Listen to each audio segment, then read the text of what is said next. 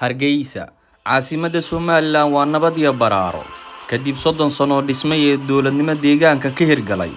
balse maxaa hareero socdo indhahaagu qaban warbaahinta maxalliga aysan tabin maadaama xabsi iyo xarig ay ka baqanayaan suxufiyiinta ka howlgala deegaanka eena sahal tahay ka hor warbixintoodan liinta ku cabaan gudaha jeelka Mandheera tani waa warbixin aan ugu magac daray Hargeysa nabad ahaw aniguna waxaan ahay Maxamuud Sheekh Cumar Milano kusoo dhawow YouTube-kayga haddii aad ku cusub tahay subscribe dheh leegtana dhac ku sii si aad ugula socoto warbixinadan halkaan ku soo gudbiyo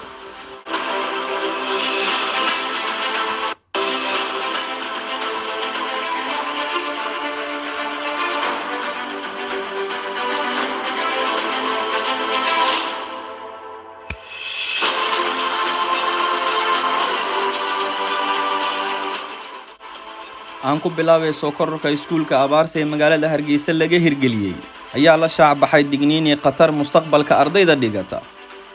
dhawaaqa salaadiinta ee culimada ayaa mar qura laga maqlay warbaahinta iyo social media iyagoona guddiga iskuulka Abaarsa iyo maamulka ku eedeeyay inay meel ka dhac ku yihiin diinta islaamka ee soo kordhiyeen dhaqanka cusub bulshada muslimiinta ee Somaliland durba waxa gaashaanka u duruuray eedaas maamulka iskuulka Abaarsa waxayna ku tilmaameen meel ka dhac iyo ummadda Somaliland in la doonayo jaahilnimo iyo inaysan helin waxbarasho casri ah oo adduunka la jaanqaadi karta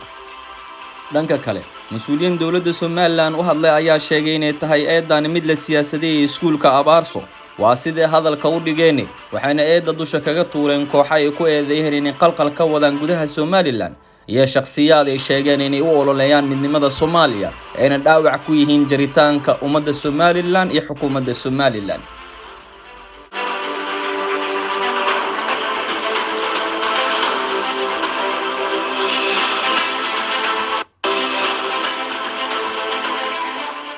madaxweyne Muuse Biixi Cabdi oo ka qayb gala furitaanka jaamacadda Barwaaqo muxuu yiri waxay ka mid tahay maalmahan aad u faraxsan jaamacad u gaara hablaha oo tababarka ka qayb qaata waa tallaabadii horreysay inuu qaadnay aad iyo aad baan ugu faraxsanahay inaan ka soo qayb galay maanta dadka qisaska ka qaba markuu qofka Soomaaliga ah ee muslimka ah uu yahayba uu la kulmo ninka Mareykanka ah ama ka Ingiriiska ah ama ka Yahuudiga ah ama ka Hindiga ah caabida looda inuu baqayna galo dadkeena in la gaalaynayo teena la inaga saarayo oo inuu nahay dad daciif ah oo markaa maskaxdooda la qaadanayo oo markaa wax lagu shubanayo anigu taa waan ka soo samafale Cabdimaalig Muuse Coldoon ahna suxufi madax bannaan oo maalmo kadib ka hadlay furitaanka jaamacadda Barwaaqo iminkana ah maxbuus xabsiga ku jiro muxuu ka aaminsan yahay arrimaha ka socda Somaliland waxaan ku bilaabayaa baarista uu sameeyay madaxweynuhu waxa uu sheegay kadib markii uu maqlay hadalhaynta ama uu arkay hadalhaynta ka jirta dugsiga Abaarso ayaa waxa uu sheegay inuu lugihiisa ku tagay keligii si uu soo ogaado waxa halka ka socda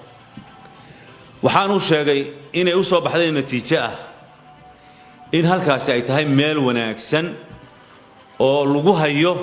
wax u dana ummadda iyo islaamkaba natiijadaas uga soo baxday haddaba natiijada uga soo baxday waxa ama baarista lafteeda ayaa waxa aynu amaan iska weydiinaynaa madaxweynuhu marka uu dalka joogo gooba uu dugsi booqanaya tusaale ahaan oo kale bal qiyaasa intuu joogi karaa muddo kooban bad ilaa saacad baa laga yaabaa inuu joogo dugsigaas muddada yare kooban muxuu ku ogaan karaa muxuu xog ku ogaan karaa waxa la sheegay ee tirada badan sidee buu ku ogaan karaa muddada kooban taas waa taas qodobka labaadna waxa laga sheegay dugsigu de ma aha wax la taaban karo oo saa loo gacanta loogu taaban karo ama la arki karo badankoodu oo ma aha inuu hadduu meesha ugu tago wixii la sheegay inuu arkayo sidii maxaa khamri xashiishad dad wax leynaya hub saasma meesha waxa lagu hayaaba waxay u badan yihiin waxaan la taaban karin waa barbaarin waa afkaar baa lagu fudanaya ardayda afkaar baa lagu shubaya waxa weeye sanawaad soconaysa sidee baad ku ogaan kartaa marka yani ugu badnaan saacad saa lagu ogaan karaa teeda laba marka